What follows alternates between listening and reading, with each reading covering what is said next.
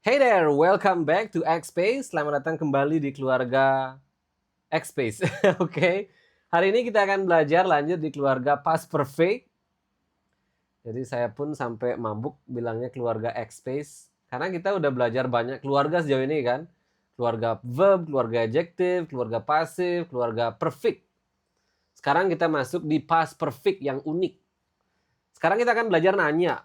Tentu sederhana, kalian udah tahu kan. Kalau nanya tinggal kata bantu bawa ke depan. Kata bantu past perfect apa? Had. Jadi beres deh, tinggal had bawa ke depan. Tapi ingat, ada hal spesial kan? Dalam past perfect apa itu? Semoga ingat, harus ada dua kegiatan. Jadi kita tambahkan di sini biar kalian semakin ingat. Before, lalu pakai keluarga past. Nah, kita udah bahas ini di pelajaran kelima kemarin bahwa keluarga past ini bisa past tense atau past verb, bisa juga past adjective, bisa juga past passive, tergantung cerita yang kalian pengen buat. Oke, untuk nanyanya sendiri gampang sebenarnya. Cuma yang susah itu adalah mengingat bahwa past perfect itu harus ada before-nya. Dan habis itu harus ada keluarga past lagi. Past yang biasa. Oke, contoh kalimat adalah had you eaten rice before you went to school? Jawabannya adalah yes I had atau no I hadn't. Kita udah pernah bahas gimana caranya menjawab pertanyaan yang benar kan? Jadi harusnya ini udah nggak ada masalah. Contoh yang lain adalah had she drunk water before she studied? Had we watched TV before we slept? Had they bought food before they ate? Itu. Harus sudah tahu ya. Harus sudah tahu kayak gimana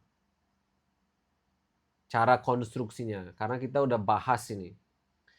Oke, jadi itu aja pelajaran kita kali ini. Sangat sederhana. Cara nanya tinggal had bawa ke depan. Yang penting kalian ingat setelah before ada keluarga past. Oke, belajar bercerita. Kalian gabungkan seperti biasa semua konsep yang kalian udah pelajari. I had eaten rice before I went to school. Had you eaten rice before you went to school? Oh yes, I had. Coba sekarang ketika kalian belajar ngomong, jiwai. Oke, dan saran saya ketika kalian belajar ngomong, jangan cuma duduk. Tapi sambil berdiri, atau sambil melakukan kegiatan lain.